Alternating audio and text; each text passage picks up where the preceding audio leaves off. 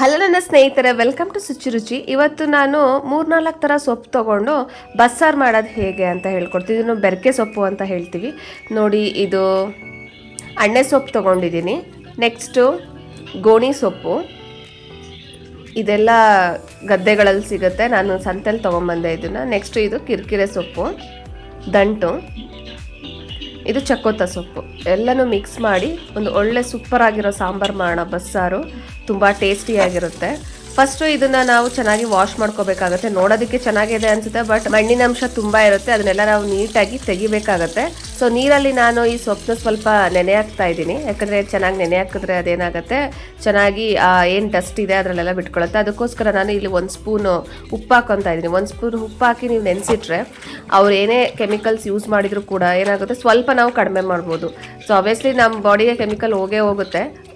ಅದನ್ನು ನಾವೇನು ಮಾಡ್ಬೋದು, ಸ್ವಲ್ಪ ರೆಡ್ಯೂಸ್ ಮಾಡ್ಬೋದು. ಈ ಉಪ್ಪು ಅಥವಾ ಸೋಡಾ ಹಾಕಿ ನೀವೇನು ಮಾಡಬೇಕಾಗತ್ತೆ, 5 ನಿಮಿಷ ನೆನೆಸಿಟ್ಟು ನೆಕ್ಸ್ಟು ಚೆನ್ನಾಗಿ ತೊಳಿಬೇಕಾಗತ್ತೆ ಆ ಸೊಪ್ಪನ್ನ. ಅವಾಗ ಏನಾಗುತ್ತೆ, ಅಟ್ಲೀಸ್ಟ್ ಸ್ವಲ್ಪ ಪ್ರಮಾಣದಲ್ಲಾದರೂ ನಮಗೆ ನಮ್ಮ ಬಾಡಿಗೆ ಕೆಮಿಕಲ್ ಹೋಗೋದೇನಾಗುತ್ತೆ, ಕಡಿಮೆ ಆಗುತ್ತೆ. ನೋಡಿ ಎಷ್ಟು ಚೆನ್ನಾಗಿ ಫ್ರೆಶ್ ಆಗಿ ಕಾಣ್ತಾ ಇದೆ ಅಲ್ಲ ಸೊಪ್ಪು. ಸೊ ನಮ್ಮೂರಲ್ಲಿ ಬುಧವಾರ ಸಂತೆ, ಸೊ ಸಂತೆಯಲ್ಲಿ ನನ್ನ ಹಸ್ಬೆಂಡ್ ತೊಗೊಂಬಂದಿದ್ರು, ಹಾಗಾಗಿ ಈ ರೆಸಿಪಿ ಮಾಡೋಣ ಅಂತ ಮಾಡ್ತಾ ಇದ್ದೀನಿ. ಇನ್ನೂ ನನ್ನ ಚಾನಲ್ಗೆ ಯಾರು ಸಬ್ಸ್ಕ್ರೈಬ್ ಆಗಿಲ್ಲ, ಪ್ಲೀಸ್ ಸಬ್ಸ್ಕ್ರೈಬ್ ಮಾಡ್ಕೊಳ್ಳಿ. ನೋಡಿ ಎಷ್ಟು ಡಸ್ಟ್ ಇದೆ, ನೋಡಿ ಲಾಸ್ಟಿಗೆ ಎಷ್ಟು ಮಣ್ಣು ಬರ್ತಾ ಇದೆ. ಸೊ ಇನ್ನೂ ಒಂದು ಸರಿ ನೀವು ವಾಶ್ ಮಾಡ್ಕೊಳ್ಳಿ ಚೆನ್ನಾಗಿ ಆ ಮಣ್ಣೆಲ್ಲ ತೆಗೆದು ನೆಕ್ಸ್ಟ್ ಮತ್ತೆ ನೀರು ಹಾಕ್ಕೊಂಡು ಇನ್ನೂ ಒಂದು ಸರಿ 2-3 ಸರಿ ನೀವು ವಾಶ್ ಮಾಡ್ಕೋಬೇಕಾಗತ್ತೆ. ಚೆನ್ನಾಗಿ ವಾಶ್ ಮಾಡಿದ್ರೇ ನೆಕ್ಸ್ಟು ಸಾಂಬಾರು ಮತ್ತು ಸೊಪ್ಪಿನ ಪಲ್ಯ ಮಾಡೋದೆಲ್ಲ ಚೆನ್ನಾಗಿ ಟೇಸ್ಟಿಯಾಗಿ ಬರುತ್ತೆ. ಇಲ್ಲಾಂದರೆ ತಿನ್ಬೇಕಾದ್ರೆ ನಿಮಗೆ ಮಣ್ಣಿನಂಶ ಸಿಕ್ಕಿದ್ರೆ ಅದು ಚೆನ್ನಾಗಿರಲ್ಲ. ಸೊ 2-3 ಸರಿ ಚೆನ್ನಾಗಿ ವಾಶ್ ಮಾಡ್ಕೊಳ್ಳಿ. ನೀವು ಗೊತ್ತಾಗುತ್ತೆ ನಿಮಗೆ ನೆಕ್ಸ್ಟ್ ವಾಶ್ ಆದಾಗ ಮಣ್ಣು ಇದೆಯಾ ಇಲ್ವಾ ಅಂತ. ಸೊ ಮಣ್ಣಿಲ್ಲ ಅಂತಂದರೆ 2 ವಾಶ್ ಸಾಕು. ಸೊ ಇಲ್ಲ ಅಂತಂದರೆ ಏನು ಮಾಡಬೇಕು, ನೀವು ನೆಕ್ಸ್ಟು ಇನ್ನೊಂದು ವಾಶ್ ಮಾಡ್ಕೋಬೇಕಾಗುತ್ತೆ. ನೋಡಿ ನಾನೀಗ 2ನೇ ವಾಶ್ ಮಾಡ್ಕೊತಾ ಇದ್ದೀನಿ. ನಿಮ್ಗೆ ಅಲ್ಲಿ ನೀರು ನೋಡ್ತಾ ಇದ್ರೆ ಗೊತ್ತಾಗ್ಬೋದು. ಸೊ ಏನು ಡಸ್ಟ್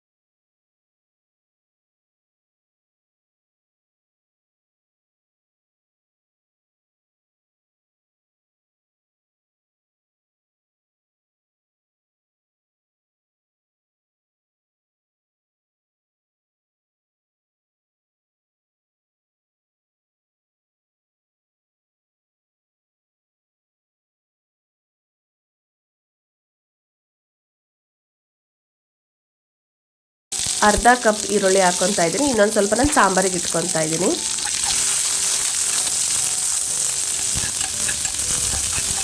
ನೆಕ್ಸ್ಟ್ ಇದನ್ನು ಚೆನ್ನಾಗಿ ಫ್ರೈ ಮಾಡಿದ ಮೇಲೆ ನಿಮಗೆ ಗೊತ್ತಾಗುತ್ತೆ ಈರುಳ್ಳಿ ಟ್ರಾನ್ಸ್ಪರೆಂಟ್ ಆಗುತ್ತೆ, ಅಲ್ಲಿವಾಗ ಫ್ರೈ ಮಾಡ್ಕೊಳ್ಳಿ. ನೆಕ್ಸ್ಟ್ ಅದಕ್ಕೆ ಅರ್ಧ ಕಪ್ ಟೊಮೊಟೊ ಹಾಕ್ಕೊತಾ ಇದ್ದೀನಿ, ಇನ್ನರ್ಧ ಕಪ್ ಸಾಂಬಾರಿಗೆ ಎತ್ತಿಟ್ಕೊತಾ ಇದ್ದೀನಿ.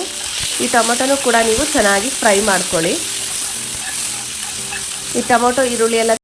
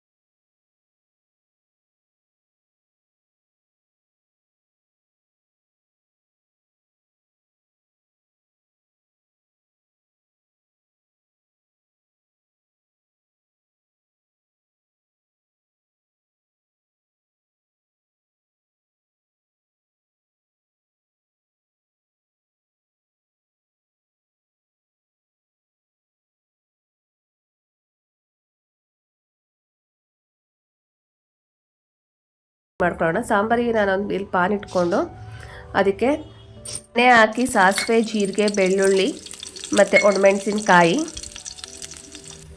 ಮತ್ತು ಕರಿಬೇವು ಸೊಪ್ಪು ಹಾಕಿ ಚೆನ್ನಾಗಿ ಫ್ರೈ ಮಾಡ್ಕೊಳ್ಳಿ. ಎಲ್ಲ ಫ್ರೈ ಮಾಡ್ಕೊಂಡ್ಮೇಲೆ ನೆಕ್ಸ್ಟ್ ಅದಕ್ಕೆ ನಾನೇನು ಉಳಿಸ್ಕೊಂಡಿದ್ದೆ ಈರುಳ್ಳಿ ಅದನ್ನು ಹಾಕಿ ಚೆನ್ನಾಗಿ ಫ್ರೈ ಮಾಡ್ಕೊತೀನಿ. ಈಗ ನೆಕ್ಸ್ಟು ಇದನ್ನು ಚೆನ್ನಾಗಿ ಫ್ರೈ ಮಾಡ್ಕೊಂಡ್ಮೇಲೆ ನೆಕ್ಸ್ಟ್ ಟೊಮೊಟೊ ಆ್ಯಡ್ ಮಾಡ್ಕೊಬೇಕು. ನೀವು ತುಂಬ ಟೇಸ್ಟಿಯಾಗಿರುತ್ತೆ ಸಾಂಬಾರಂತೂ. ನೀವು ಒಂದು 2 ದಿನ ಇಟ್ಕೊಳ್ಬೇಕಾದ್ರೂ ತಿನ್ಬೋದು. ಈ ಬಸ್ಸಾರು ತುಂಬ ಸಖತ್ತಾಗಿರುತ್ತೆ ತಿನ್ನೋದಕ್ಕೆ. ಈ ಚಳಿಲಿ ಮಾಡ್ಕೊಂಡು ತಿಂದ್ರಂತೂ ಇನ್ನೂ ಸಖತ್ತಾಗಿರುತ್ತೆ. ಸೊ ಟೊಮೊಟೊ ಆ್ಯಡ್ ಮಾಡ್ಕೊಳ್ಳಿ. ಟೊಮೊಟೊ ಆ್ಯಡ್ ಮಾಡ್ಕೊಂಡ್ಮೇಲೆ ಚೆನ್ನಾಗಿ ಫ್ರೈ ಮಾಡ್ಕೊಳ್ಳಿ. ಅದು 2 ಬೇಯಬೇಕು ಚೆನ್ನಾಗಿ.